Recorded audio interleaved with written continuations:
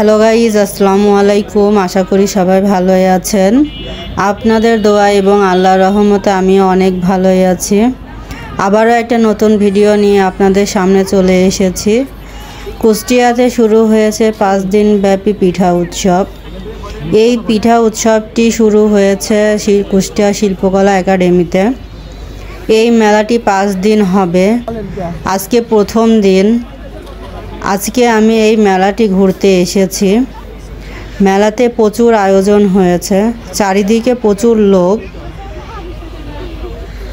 এই পিঠা উৎসব এতই ভালো হচ্ছে যে এখানে প্রচুর লোক এসেছে এবং এখানে অনেক দোকানের আয়োজন রয়েছে।